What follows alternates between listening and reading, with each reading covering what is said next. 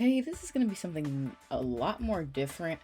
I decided, if you did not look at my my video from 3 days ago, I'm not really feeling the greatest when it comes to content right now. Like, I have plans, like, content wise, but after the events of last week, it just gave me a headache. So I've been mostly relaxing for now.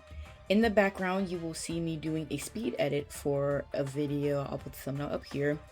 It was a gameplay montage, something different I did for a Daybreak video.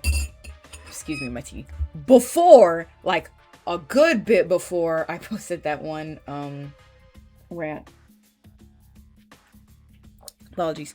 And I wanted to use this background footage as a means to go over, or at least touch on, more difficult edits and more specifically audio and exporting.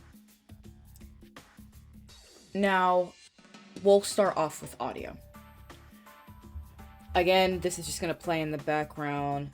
I'll probably end up going back. Actually, yeah, let's go back and go to the original footage, and then we'll have this play near the end. So, unfortunately, despite it being 11 minutes long, I have to redo this voiceover, and I didn't want to do it earlier, so it took the life out of me. So, I guess we'll split this into two parts, since I gotta lock in soon. For audio, there's, I would say, 2 to 3 things, maybe 3 to keep in mind. Number 1, where does your audio come from? Number 2, is it copyrighted? And how to prevent getting copyrighted, aka like striked. Mostly strike. Strike is the biggest concern.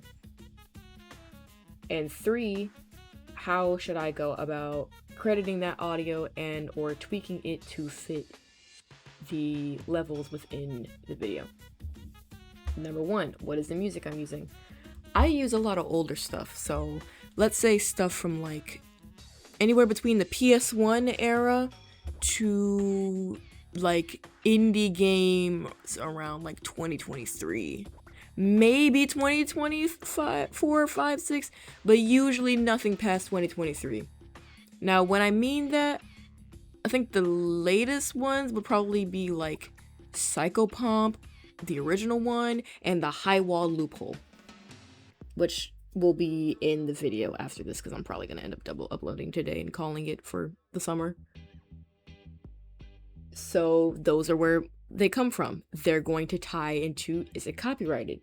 Now, a lot of soundtracks back in the day for certain games weren't necessarily under a copyright label, but more recently than not now, you have the actual owners going back to copyright the tracks and the music, or you have people doing the freaking Spotify glitch shit where they will upload it to Spotify and then it will be copyrighted under them, even though they're not the person who created it and they're not the publisher of said material who owns it. Which is illegal, by the way, I'm pretty sure. And it's annoying. Don't do that. But if you're using, say, music from like royalty-free or copyright-free websites, or if you buy one from a type beat person that's non-copyrighted, do that. You can do all that. Just be very careful, especially when it comes to game OST. Be very careful and do your due diligence by researching whether or not that track is copyrighted or that sound is copyrighted. Mostly for stuff like, to throw out some examples, Silent Hill, Sonic OST, all that kind of stuff. And when it comes to indie publishers now who have the ability and who have the funds to copyright their music. And the third one being, should you credit? Yes. Whether it is copyright free, royalty free or not, I would always credit the media or the producer who created the music you use. I do that. I didn't used to do that. I have to move my computer a little bit. I didn't used to do that, but I do that now because I feel like it's just respectful to the creator of those medias. And it's just a basic thing to do. Like, it's not that difficult. It may add a little bit to your editing time, but if you do it consistently, then it can really help, whatchamacallit. It can really help emphasize your appreciation for artists within the medium. Now, for example, for 1, 2, and 3. Let's say I want to use an Ape Escape OST like I did back in the day. I'm going to look at some videos that use that track or upload the OST to see if they were copyright struck by it. You will know because the track and the album it came from will be below the video. And let's say back then it didn't do it, but it does so now. And I'm looking at other videos again and I see, oh, it's copyrighted. Or I may do a little research, try to look for the publisher, see if it's on, like, I don't know, YouTube Topic or like Spotify, stuff like that. And if I do see it on there, then that's a sign to me I cannot use that because I don't want to get striked. You want to know how long it takes for a strike to get removed from your channel? 90 days. That's 3 months.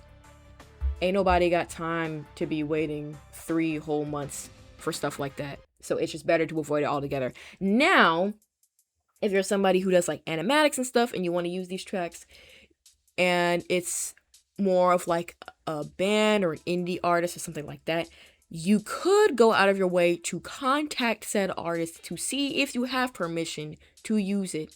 But it's rarer for those types of people, for them to respond when you do stuff like that. It's good that you're going to them and asking permission, but the likelihood of them actually responding to you and or responding to you and giving you permission is very unlikely. So I would just avoid copyright altogether. Now, when it comes to harder effects within Davinci Resolve, the best thing I can tell you is to experiment. Which sounds crazy considering this is supposed to be a tutorial, but I cannot go over every effect in here for you. That is for you to decide, is this something I want to do? How am I going to do this? Do I want to improve upon this feature? Is this something I want to apply to my videos for the future? How do I like this effect? If this looks weird, how can I change it? It's trial and error and problem solving, which again, basic human skill you should have, but really just experiment. Like here, I'm experimenting with text using the keyframing in the editing panel rather than the fusion panel, because up until now, when I wanted to add certain effects, I would only do them in the fusion panel, forgetting that you can do them in the editing panel as well. Just experiment, do some trial and error, see what you like, and maneuver around that. And if you want to get even more complicated, experiment even more. I've been editing for don't go in my comments, almost 7 years. So I would not be where I am as an editor without those past experiences and looking back at those things. Like, you can even hit oldest on my thing right now and see all my old freaking gotcha videos that I leave up just to show my improvement as an editor and as a creator over the years. If I did not do that kind of editing or stuff or mumbo jumbo, whatever, back like 2017 ish, I would not be able to be as consistent and stylized and specific as I am now. And I would not know the strategies I use to edit until now. Another thing, I had it in my head, but then it left me. Give yourself some grace. You're not going to be like the best hyper editor in the world from your first video, not even your second one. I'm gonna let you know right now, hyper edited videos take a long time. Just to do 2 minutes in a hyper edited video might take somebody like 3 hours, 3 to 10 hours tops. Like, if you have certain inspirations and you want to still have your own autonomy as an editor while paying homage to your inspirations, you have to put in the practice and you have to put in the time to reach that point. You can't do it immediately. You have to like do stuff in increments. You have to slowly add more and more and more, like bits and bobs and puzzles and pieces, to be sure that you can get to that point. That's like saying, oh, I want to be like a top 10, I want to make a top 10 Billboard song. Well, you can't just like throw that shit in AI and expect it to go up. Like it happened that one time. But ain't nobody like AI music. AI music sucks cheeks. You have to put in the effort to, how am I gonna make my lyrics? Am I gonna hire anybody to do mixing? Am I gonna do the mixing? What little bits and bobs do I want in there to add more environment and add more specificity to my song? What does this song mean? What kind of marketing do I want to do with the song? What does the cover look like?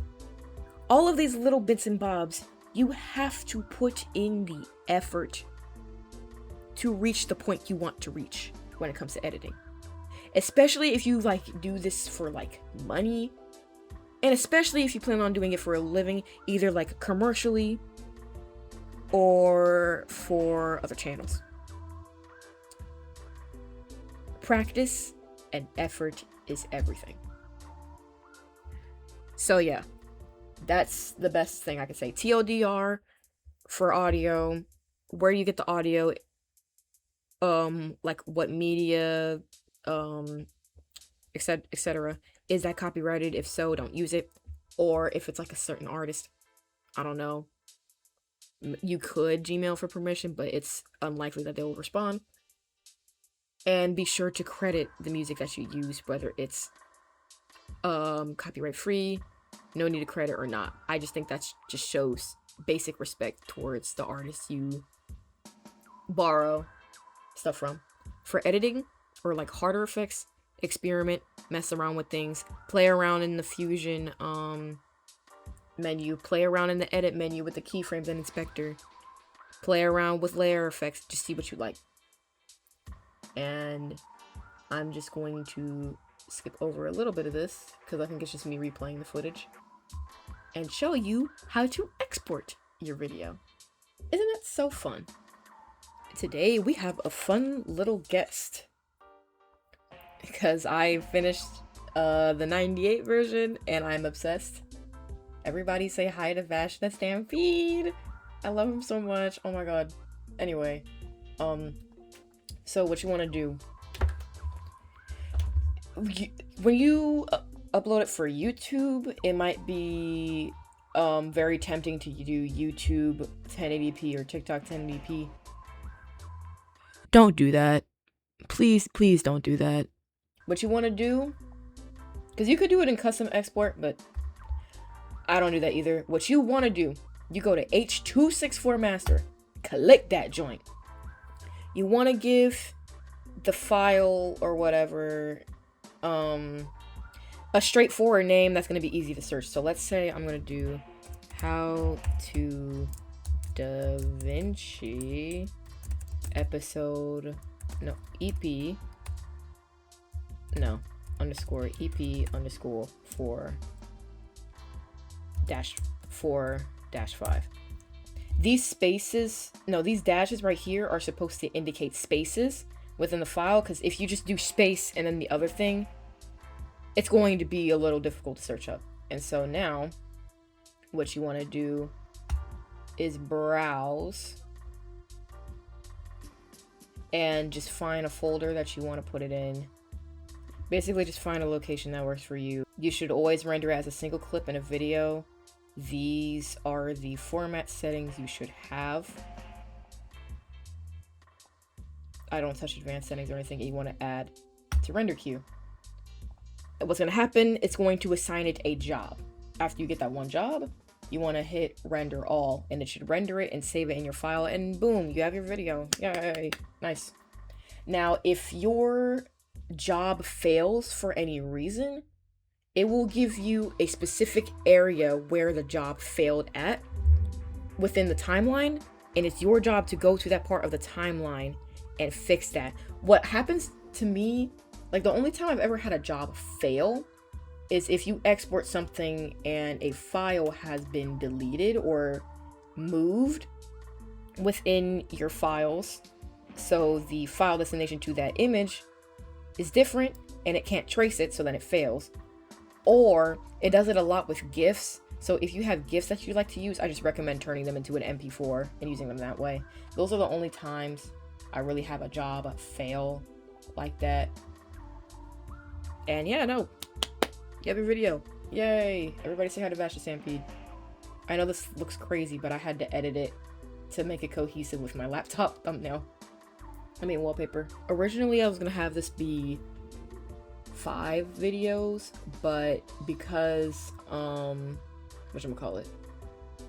Because I'm a little bit on a time crunch right now, I decided to just combine the last 2 together. So I hope this was, at a minimum, at least gave you an idea of what to do on your own time. And for those who actually stuck by for this, thank you. I appreciate it greatly, and I hope that I helped you in some way with this. Again, I'm still stuck on 20. I really need to move to 21, but I talk back and forth with one of my friends who's using 21 right now, and it doesn't really seem to have that big of a glaring difference aside from UI changes and performance. So these could still apply to 21. I'm gonna just let you know that right now. But yeah, I love y'all. Stay creative and take care.